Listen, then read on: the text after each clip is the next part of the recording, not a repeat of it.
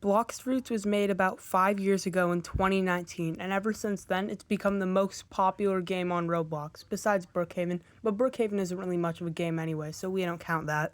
If you don't play Blox Fruits, you might not know how it got to this stage, so today I'm going to be explaining all the updates that Blox Fruits has went through. On January 16th, 2019, Gamer Robot released a new game called Blox Fruits. Well, actually, at the time, it wasn't even called Blox Fruit. It was actually called Blox Piece because it's very obviously inspired by One Piece. The first update, aka the release, released a few new fruits such as Bomb, Spike, Chop, and Smoke. Update 1 also released a lot of new things like swords, accessories, combat styles, and abilities, which is a lot for a release of a game.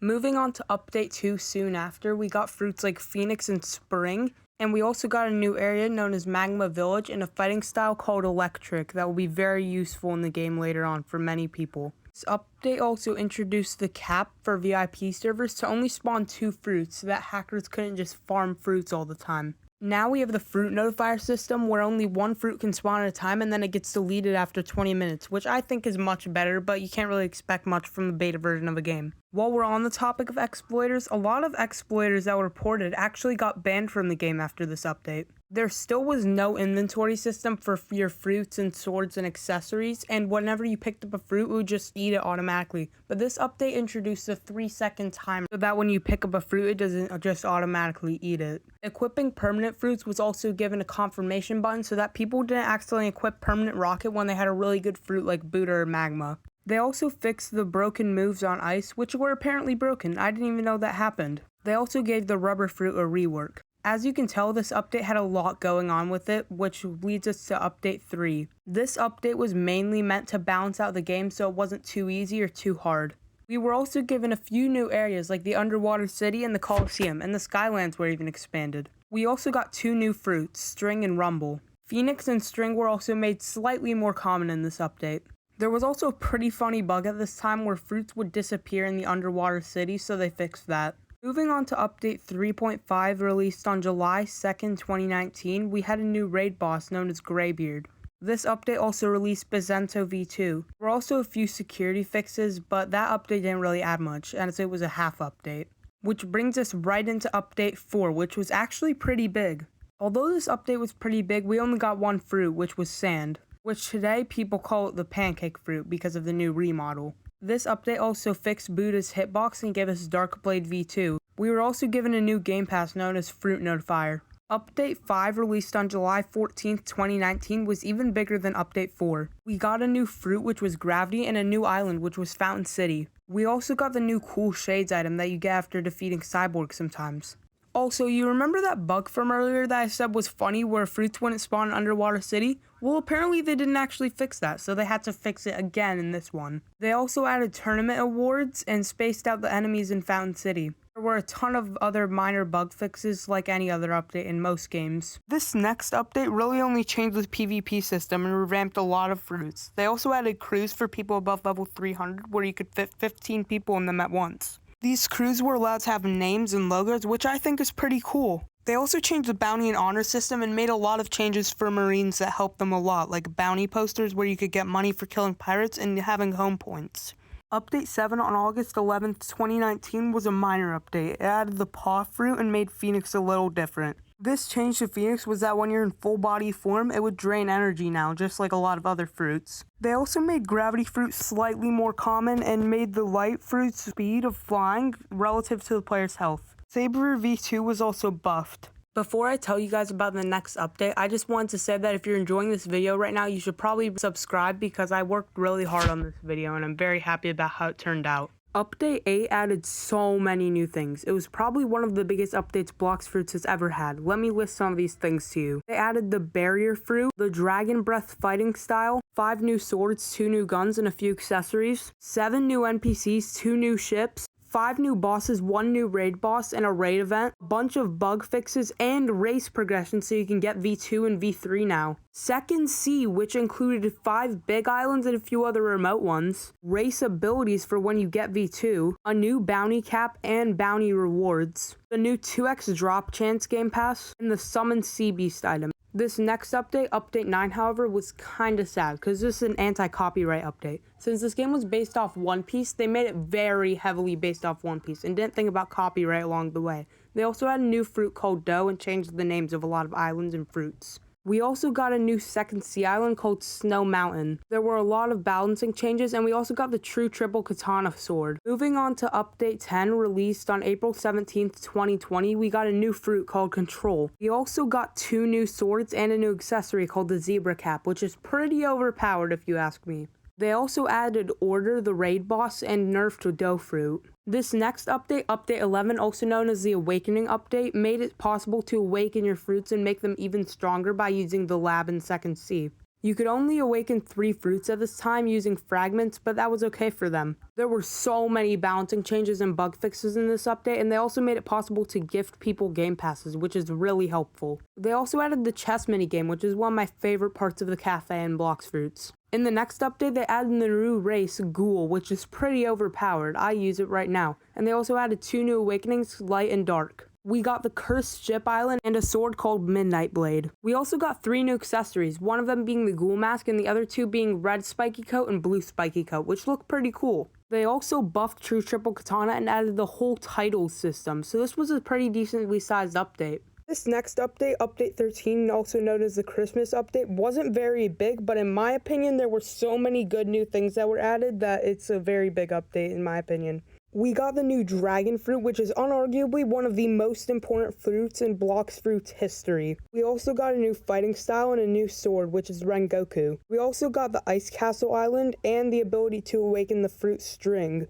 For the Christmas event, you could collect candies. These candies could be traded in for special rewards like fruits. And no update is complete without a buffed True Triple Katana again. The Christmas event in this next update was disabled, but we did get a new island called Forgotten Island, which is the final island in Blox Fruit's Second Sea. Level cap is also now 75 levels higher at 1525, and we can rake and rumble. The Cyborg race was also added in this update, which is very important to Blox Fruits now. Blox Fruits Dealer Cousin, which is one of the most important things in the game to this day, was now officially added with money instead of candies. Probably my favorite thing about most of the updates, which is one of my favorite things in the entire game, is when you kill a YouTuber that's famous enough now, you get 250,000 belly and 2,500 fragments. You can also now find the Master of Auras and spend fragments to change the color of your aura, which I think is pretty cool. Some rare colors are really expensive, but they'll be useful in the later updates. There were also a lot of bug fixes, along with some buffs and nerfs to certain fruits. Update 15 added the third sea, and it was humongous. The level cap got changed from 1525 to 2000. We also got 7 new fruits, which were Venom, Spin, Keela, Diamond, Door, Love, and Falcon. You can now also awaken Magma and Buddha, and those are 2 of the most important awakenings to this day. We also got 5 new islands and a new fighting style, which is called Electric Claw. We also got 5 new swords, 1 new gun, and a ton of new accessories. There were also a few more titles added in this update.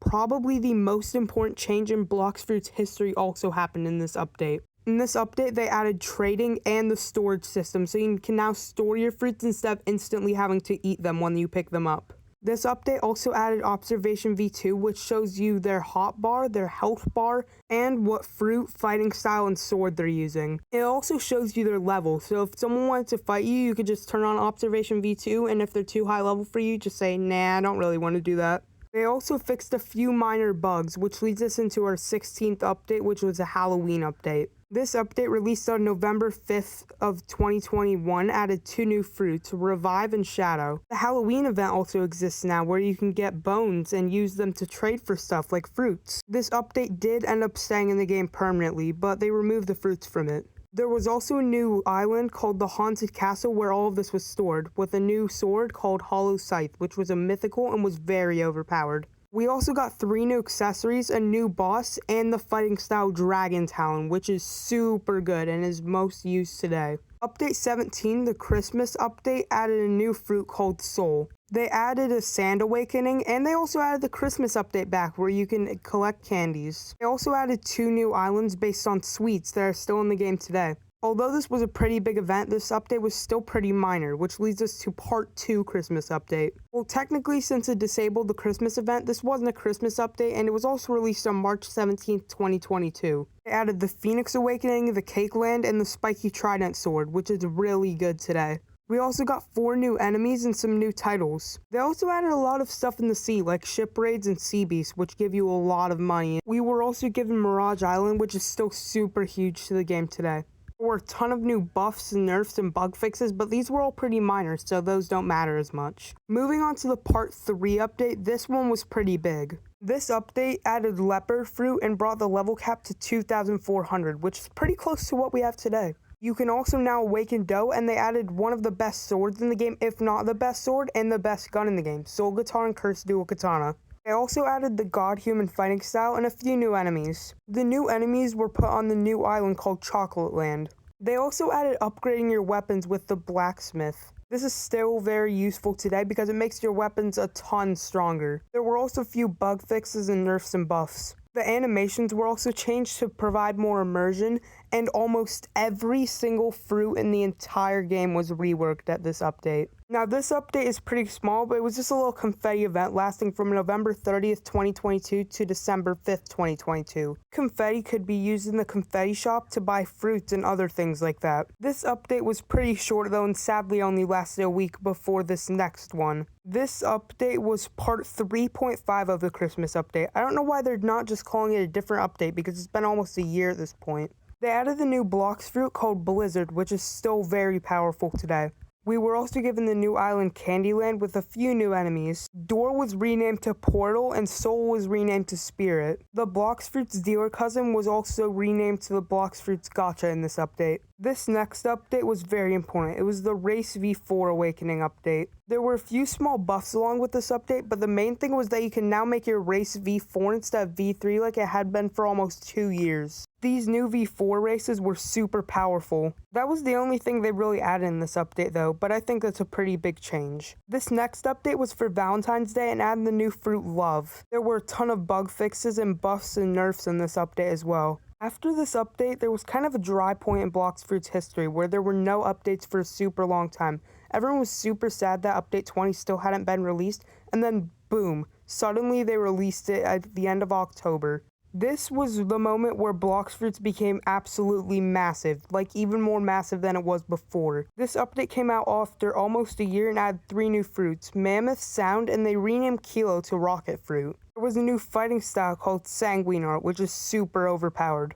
The level cap was also brought to 2,550 where it is today, and the new last island was added called Tiki Outpost with a few new enemies. This update focused heavily on the sea and added the new Leviathan boss. This update also added a few new accessories. There were a ton of new sea events, so let me list some of them to you. Shark, Piranha, Rough Sea, Terror Shark, and Treasure Island. There were 2 new boats, and nearly every single boat was reworked, if not all of them. Because of how long this update took them, this was expected, but almost every single sword in the game was reworked, which we did not expect. Remember how I said Kilo was renamed to Rocket? That wasn't the only thing that changed about it.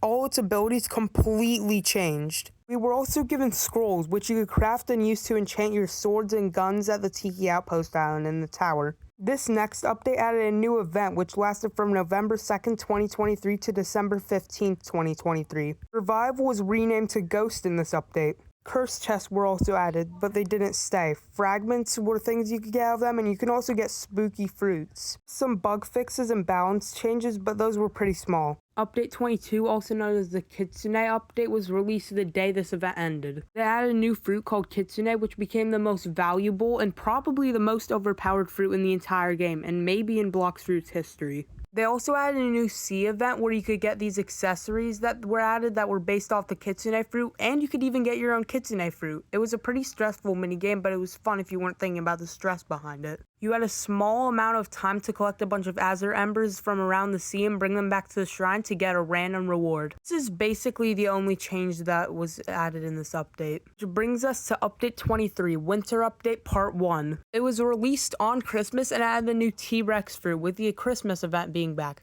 Everyone loved it so much, but they removed it super soon on January 1st. And suddenly, while everyone was having fun, Blox Fruits kinda went silent. They stopped updating their game for a really long time.